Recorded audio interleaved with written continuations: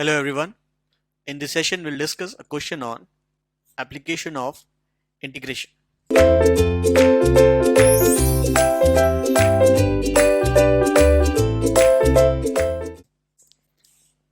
So let's see.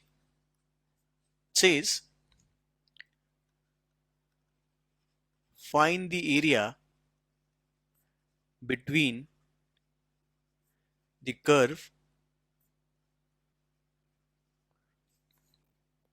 y is equal to 6x and y is equal to 3x square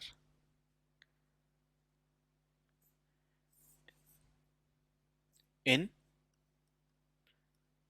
first quadrant. So let's see this. We have two equations or two functions in terms of x. Let's say this is y1 and let's say this is y2. So this 6x is going to be something like this. Since we are in, let's consider this to be the equation and the graph of it, x and y. So this one is y2 and this one is y1. Obviously, very obviously, you can see there is definite one trivial solution for this equation, and that is 0, 0. Other than that, we'll have to solve for this intersection. So we need to find the point of intersection, and this will happen when y1 will be equal to y2. So that is 6x is equal to 3x square, which makes either x is equal to 0, which we have already considered, or x is equal to 2. For the case of x equal to 0, y will be 0, and for x is equal to 2, y will be 12. Right? So these are the point of intersection, and we know for area between the curve, we can clearly see this, that the area we are looking for is this one. Right? And this can be found by subtracting the area under the y1 minus y2.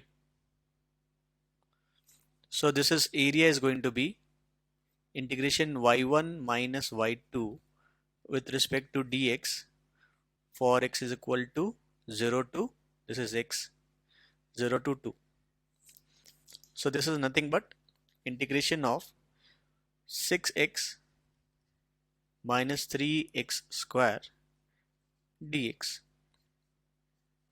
0 to 2, which is 3x square minus x cube 0 2.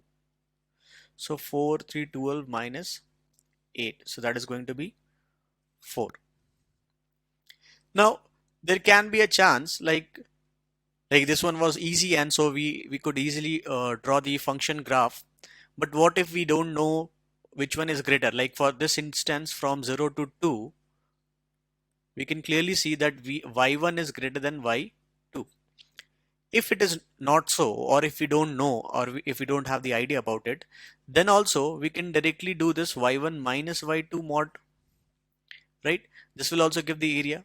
Unless until they are concerned with the positive negative nature, we can do this, right? Unless until the function is in the negative, then in that case the values will be getting subtracted. Otherwise there will be only change of a sign.